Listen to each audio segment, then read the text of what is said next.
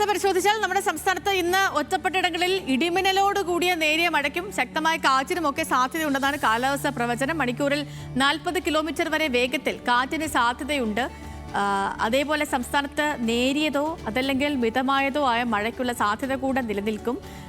ജാഗ്രത പാലിക്കേണ്ട മുന്നറിയിപ്പുകൾ നിലവിലില്ല. തിരുവനന്തപുരം, കൊച്ചി, കോഴിക്കോട്, കണ്ണൂർ ജില്ലകളിൽ ഇന്നും മേഘാവൃതമായിരിക്കും അന്തരീക്ഷം. നമുക്കിന്ന് ഈ മാപ്പ് നോക്കുകയാണെങ്കിൽ ഇന്നിപ്പം ഈ പ്രത്യേകിച്ച് അലേർട്ടുകൾ കാര്യങ്ങൾ അങ്ങനെ ഒന്നുമില്ല. ഗ്രീൻ മാപ്പാണ്. അപ്പം വേറെ പ്രത്യേകിച്ചുള്ള കാലാവസ്ഥ മുന്നറിയിപ്പൊന്നുമില്ല. പക്ഷേ എങ്കിലും ഈ ചെറുതായിട്ടൊക്കെ ഒന്ന് ഇടിമിന്നൽ ഉണ്ടായേക്കാം എന്നൊരു സാധ്യത നിലനിൽക്കുന്നത് കൊണ്ട് തന്നെ തുറസായ സ്ഥലങ്ങളിലൊക്കെ നിൽക്കരുത്, അവിടെ നിന്നും മാറണം. അതേപോലെ വൈദ്യുത ഉപകരണങ്ങളുടെ ഉപയോഗം ഒഴിവാക്കാൻ ശ്രദ്ധിക്കണം. മഴ മുന്നറിയിപ്പ് ഇല്ലാത്തത് കൊണ്ട് തന്നെ കേരള, ലക്ഷദ്വീപ് തീരങ്ങളിൽ മത്സ്യബന്ധനത്തിന് നിയന്ത്രണങ്ങളുമില്ല.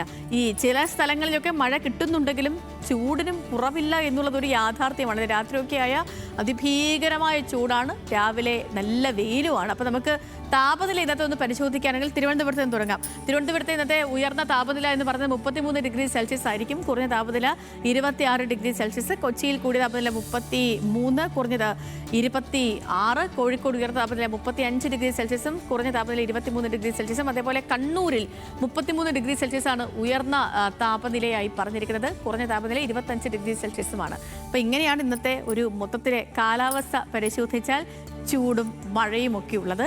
അപ്പോൾ ഞാൻ ഇന്ന്